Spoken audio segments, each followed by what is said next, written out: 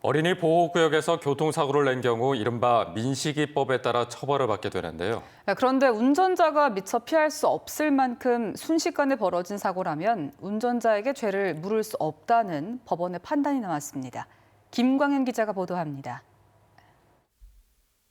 지난달 인천의 한 초등학교 앞 정문 앞 도로 위에 어린이 4명이 놀고 있습니다. 운전자가 서서히 속도를 줄이고 길을 피한 아이들 앞을 지나친 순간 쿵 하는 소리와 함께 아이 울음소리가 들립니다. 아이들은 차도 위에서 무궁화꽃이 피었습니다 놀이를 하고 있었는데 차 오른쪽 편에서 파란색 가방을 메고 있던 아이가 차 조수석 뒤쪽 범퍼에 부딪힌 겁니다. 이 같은 사고를 놓고 일부 운전자들은 이른바 민식이법 놀이가 유행하고 있다는 주장까지 제기하고 있습니다.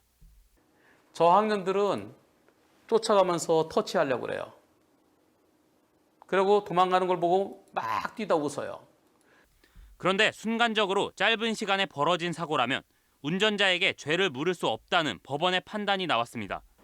대전지법은 대전 유성구의 한 어린이 보호구역을 서행하다 차로로 뛰어나온 아이를 치어 이른바 민식이법 위반 혐의로 기소된 60대 A씨에게 무죄를 선고했습니다. 아이를 인지한 뒤 가능한 최단 시간 안에 제동했더라도 사고를 피하기 불가능했을 것이라며 그 근거로 이른바 공주 시간을 제시했습니다. 아이가 블랙박스 등 영상에 포착된 시점부터 차량 충돌 시점까지 불과 0.5초에서 0.6초밖에 안 걸렸는데 운전자가 주의 의무를 다했더라도 사고를 피하기는 어려웠을 것이라는 겁니다.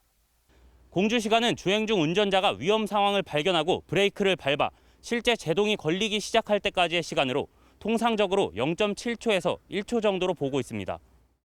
운전자가 인지하고 판단하고 조작까지 걸리는 데는 시간이 항상 필요합니다. 인지 판단을 하는 데 필요한 이 반응 시간을 평균 1초라고 보는데 하지만 전문가들은 어린이들이 많은 학교 주변에서는 언제든 돌발적인 사고가 발생할 수 있다면서 최대한 속도를 줄이고 주의를 기울여야 한다고 당부하고 있습니다.